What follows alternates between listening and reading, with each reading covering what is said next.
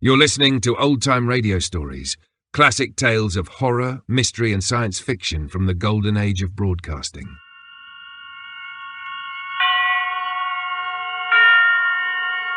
Suspense. And the producer of radio's outstanding theater of thrills, the master of mystery and adventure, William N. Robeson. You are about to experience one of the most terrifying half hours in your entire life. Three Skeleton Key, starring Vincent Price. Oh yes, I realize superlatives tend to lose their significance by overuse. How many times have you been promised that a story would be the funniest, or the most dramatic, or the most exciting, only to find that it failed to live up to its advertising? The story you are about to hear is an exception. It is unconditionally guaranteed to chill your blood, unless you happen to love rats. We begin now with Mr. Vincent Price in Three Skeleton Key, a play well calculated to keep you in suspense.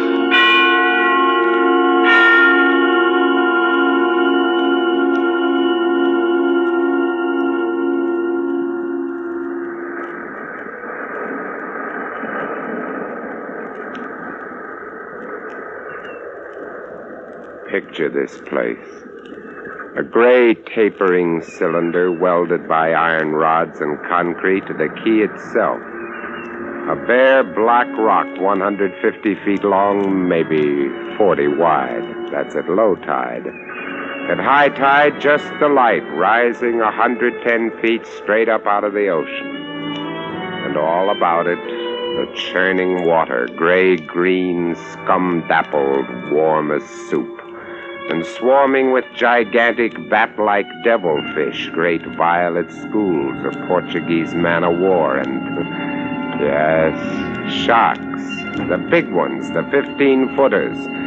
And as if this wasn't enough, there was a hot, dank, rotten-smelling wind that came at us day and night off the jungle swamps of the mainland.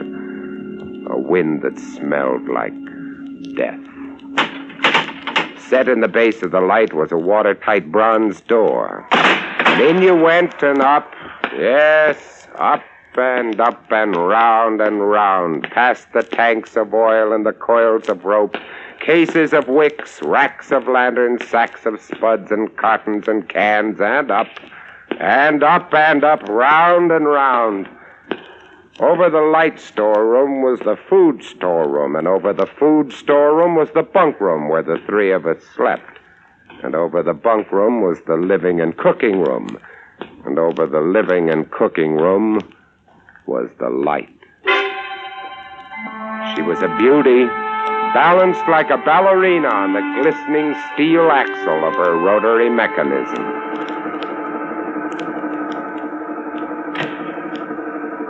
And at night you'd lie there on the stone deck of the gallery with her revolving smoothly and quietly over your head, easing her bright white eye 360 degrees around the horizon. You'd lie there watching to see that the feeders kept working, that everything ran right. And it wouldn't be bad. The other two fellows snoring in their sacks 2 levels down. You'd smoke your pipe to kill the stink of the wind. And it wouldn't be bad.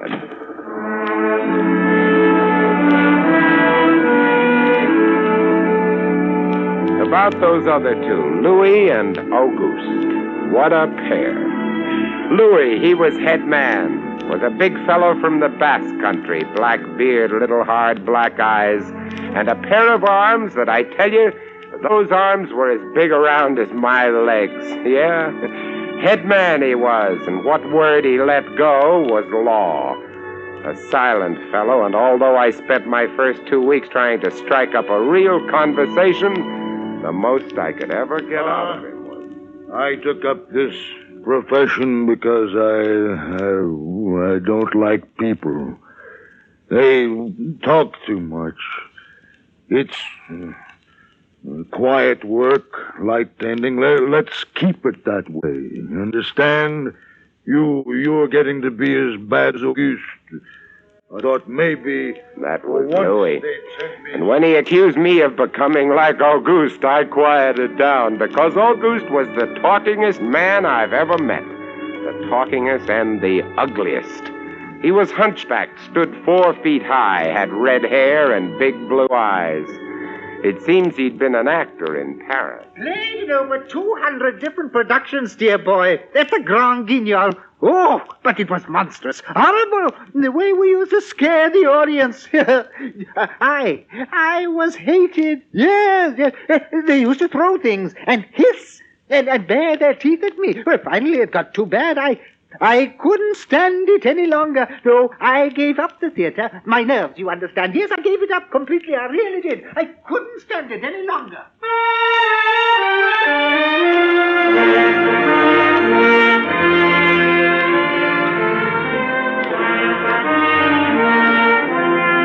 It all started one morning at 2:30.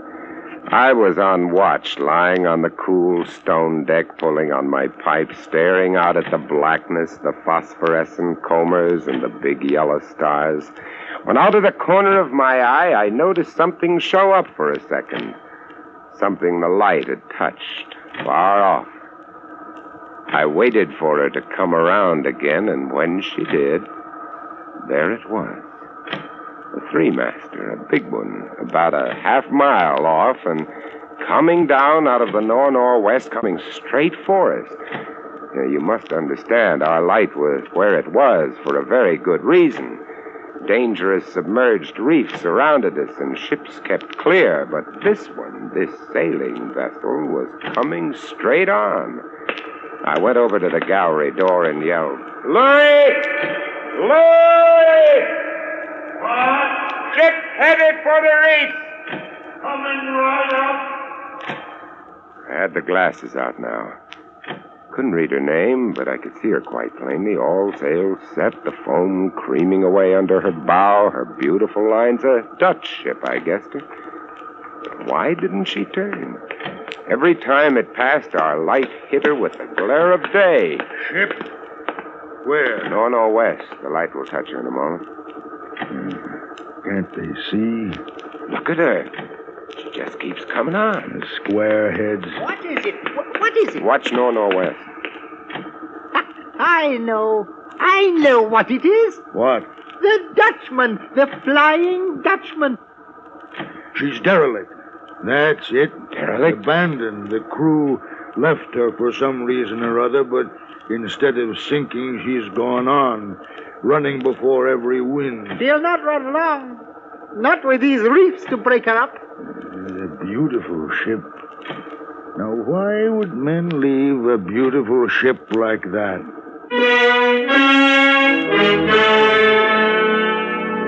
We watched her the rest of those black hours, heeling and rocking, pushed and pulled by every stray wind, every freak current. Watched her until the dawn came, till the sea turned from black to a pearly gray. And on she came again, heading for us. We all had our glasses trained on her now. Auguste, you can kill the light. Right, Chief. She doesn't look so good by daylight. Do you think she'll ground this time? I say, do you think she'll ground this time? This is impossible. Absolutely impossible. Why? Here, take my glasses. They're stronger than yours. All right. What is it? I had to focus, and then my breath froze in my throat. The decks were swarming with a dark brown carpet that looked like a gigantic fungus, but undulating. And on the masts and yards, the guys and all, were hundreds, no, thousands, no, I don't know, an inestimable number of tremendous rats.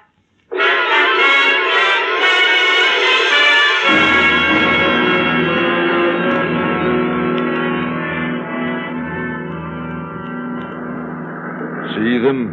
Yes, I see them. Now we know why she's a derelict. Yes, now we know. What are you two doing? Here, give me a look. Yes, give him the glasses. Take a good look, Chatterbox. Huh? Give you something to talk about. She's still heading for us. Yeah. Look, if she's going to turn, she'd better turn soon. Suppose she doesn't. You mean suppose she piles up on the key? It's low tide. Yeah. Yes, it is. Well, where's all the conversation? Hoogies? No! No! She's still coming on. Go away! Turn. Go away! Turn, will you turn? I say, I pray you turn.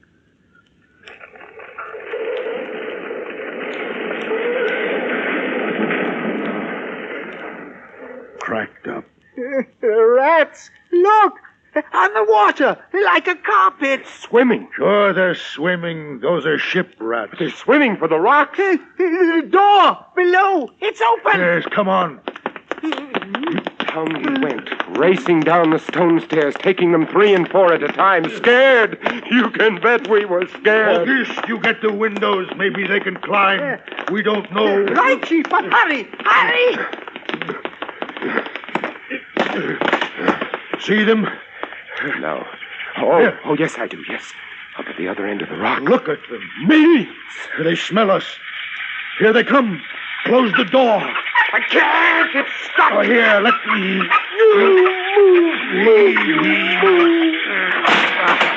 You made it. Holy. That was close. One got in. Look, there. We'll get him. Watch it. He's... Kick him. Oh, what a brute. It's as big as a tomcat. Bigger. His eyes were wild and red, his teeth long and sharp and yellow. He went for us, starving, ravenous. And we fought that one rat all over the room. It was, believe me, I do not exaggerate. It was like fighting a panther. Got him. We'd better get aloft. Yes. We ran up the winding staircase. We passed the tiny windows of the various levels. And at every one was a thick, wriggling, screaming curtain of brown fur. I was ahead of Louis, and I dreaded each successive level. Suppose they had found a way in. Look at them. Oh, will you look at them? It's a nightmare. Will you look at them? The air of the gallery was thick and fetid with the stink of them. The light was dim brown, filtered through the crawling mass that swarmed over the glass all about us. We could not see the sky. Nothing but them. Their red eyes, their claws, their wriggling, hairy snouts, and their teeth. The rats, they screamed and howled and threw themselves against the glass. They were starving, and we stood quietly, very, very quietly, in the center of the glass room, under our beautiful light. And we waited. What can we do? What can we do, Chief? Take it easy, Yogi. Take it easy. It won't do any good. It won't do any good to stand here and shake. That's right. Go away! Go away! Do you hear me? Go away this instant! They won't go away. Not until... Finish it, Chief. Not until what? Not until they've been fed.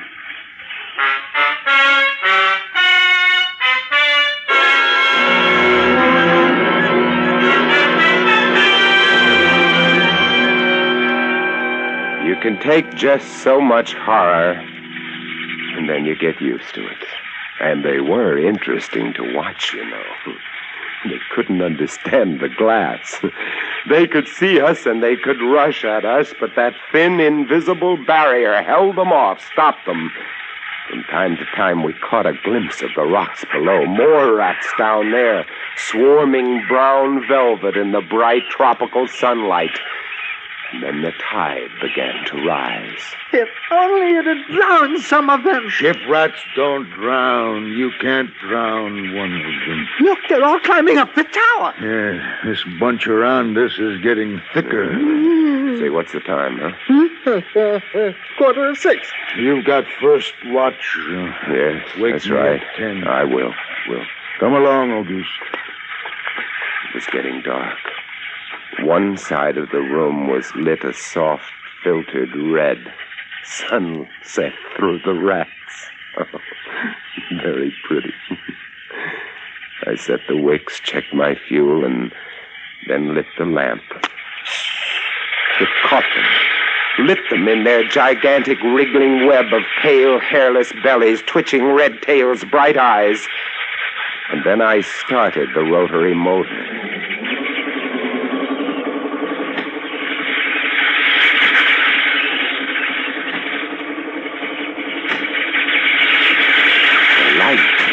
The light drove them mad.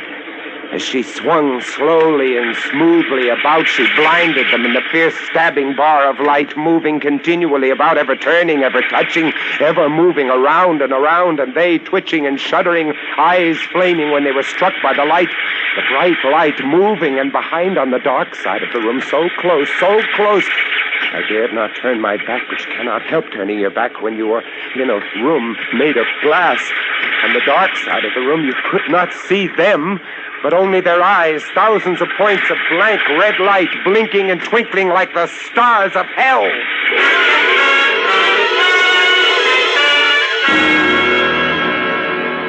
Louis relieved me at 10. But as you may imagine, I didn't get much sleep that night. And when I came up into the gallery early the next morning, there stood Auguste.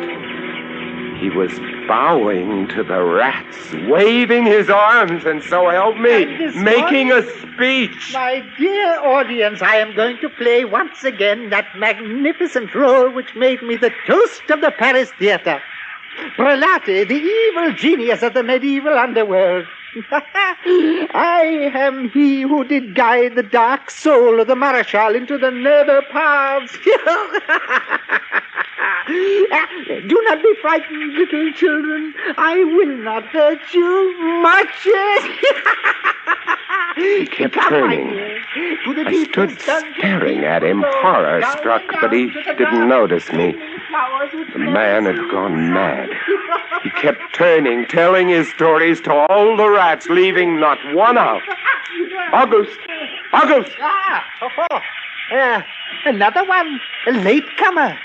Take a seat on the aisle, dear Patrick. Oh, stop it! He didn't stop. He went on, bowing and scraping to the rats, his big blue eyes rolling and winking, his wild red hair waving about him. I grabbed him by the arm and slapped his face. He looked at me like a child, and then his face screwed up. He looked as though he were about to cry. Go below, Auguste. Go on. Oh, very well, then. Later, my dear audience. Later. Matinee today.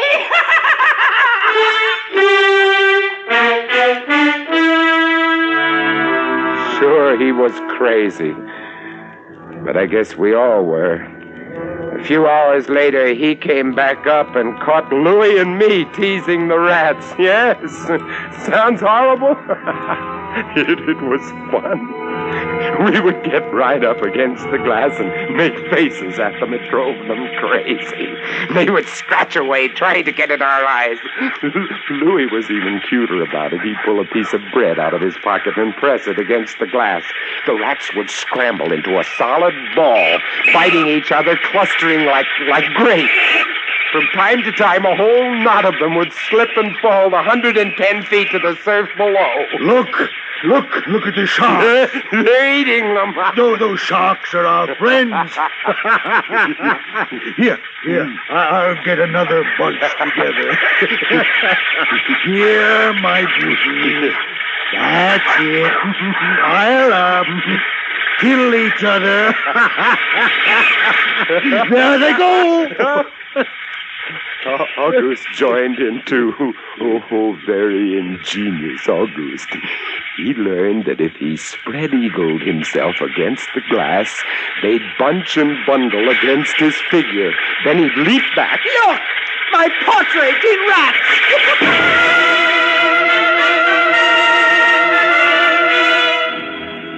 It went on all day, and then I was lying in bed. It was about midnight.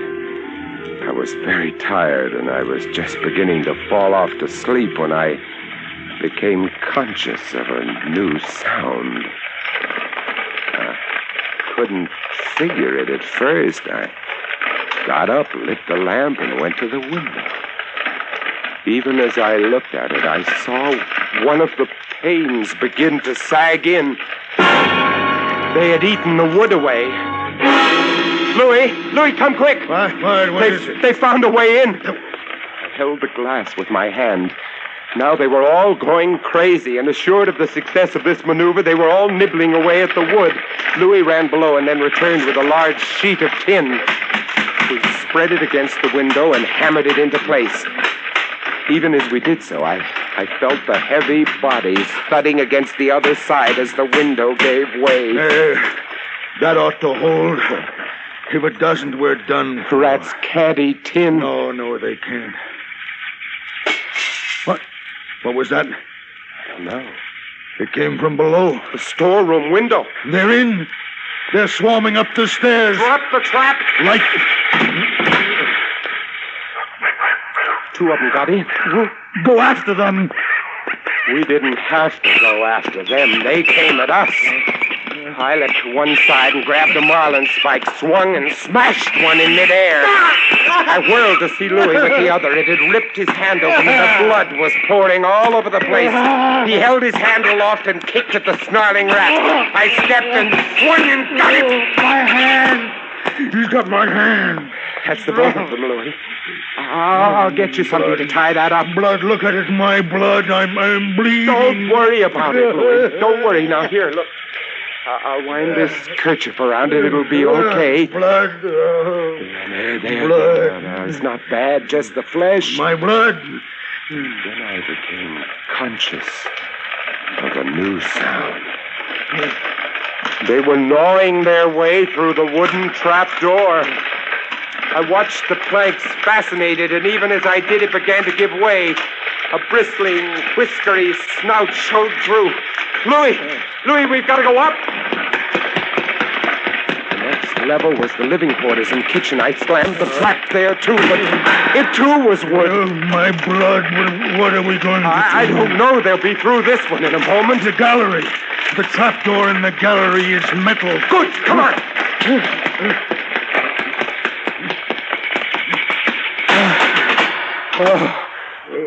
We made it. We lay across the trap, exhausted, while below us the rats took over the entire tower. I could hear them howling and fighting over our food supply, our water, our leather, and all about us the others screamed and glared in at us, swayed in a tangled mess, hypnotized by the ever-turning light.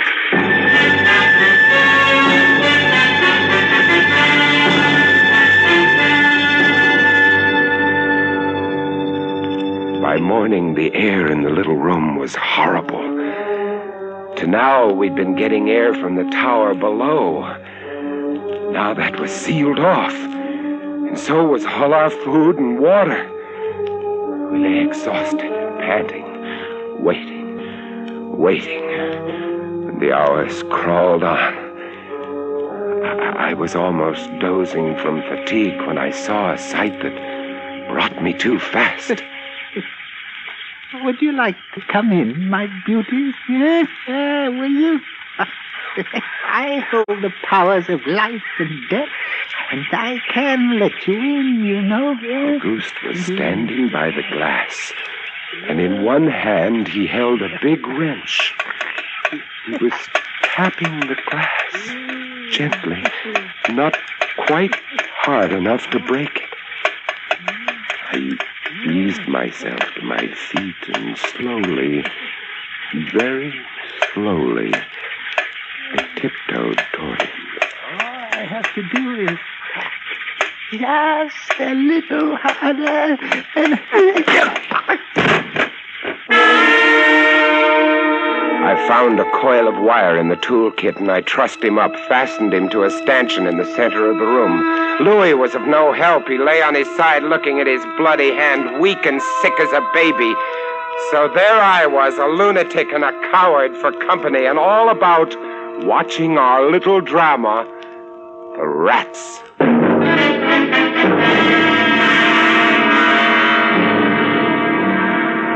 The day dragged by. The supply boat wasn't due for another 12 days. I don't know what they could have done if they had come. And we had only one way of summoning them. That was to shoot off distress rockets, but the rockets were 4 floors below. And even if they'd been right there in the gallery, I couldn't have opened a window to fire them. That night I tended the light, but its flame was devouring our oxygen. The following day we lay, thirst-tormented, starving, waiting. The following night, I again tended the light, but the small supply of spare wicking we kept in the gallery had become exhausted, and quite suddenly, at about midnight, the light went out. There was nothing I could do. Wicks were stored 3 levels below. Nothing I could do, nothing. From time to time, I'd strike a match to see the clock. And when I did, it lit up the million red eyes about us, all about us, watching, waiting. Below it had grown quiet. They'd cleaned us out, and now they, too, were waiting. All waiting. And then the rats, quite suddenly, were silent. And then I heard it.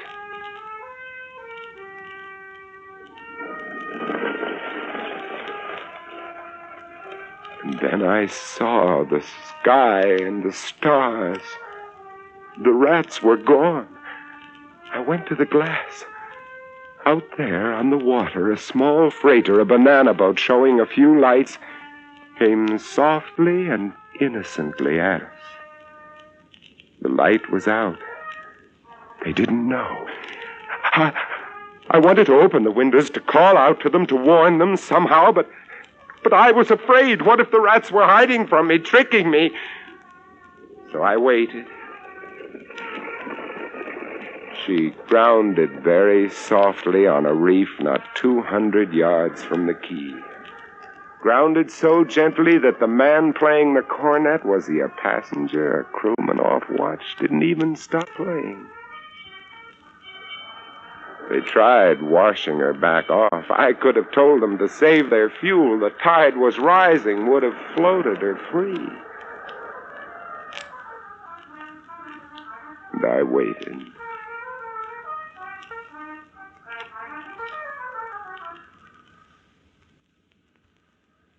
Well, that's all.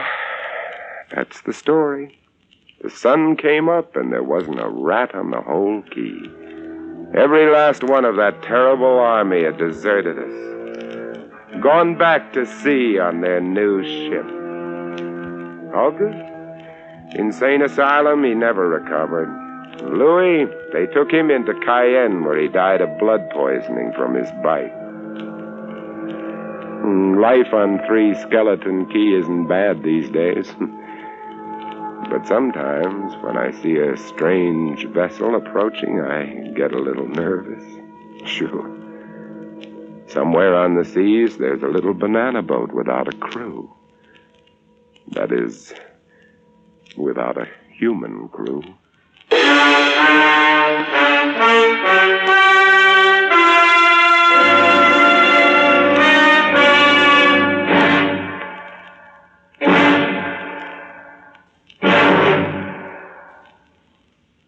Suspense, in which Vincent Price starred in 3 Skeleton Key with John Daner and Ben Wright. Suspense. Suspense is written and directed in Hollywood by William N. Robeson. 3 Skeleton Key was adapted by James Poe from the story by George G. Tuduz. Leith Stevens composed and conducted the original score. Sound pattern by Cliff Thorsness, Gus Bays, and Ray Kemper. George Walsh speaking. Suspense is presented by the United States Armed Forces Radio and Television Service.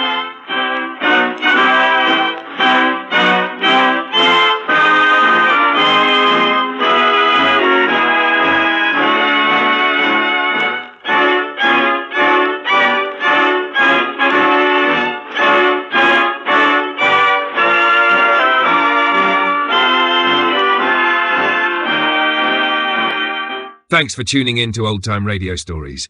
Follow us for more timeless tales and get full video episodes plus bonus content at patreon.com/The Forbidden Knowledge Network.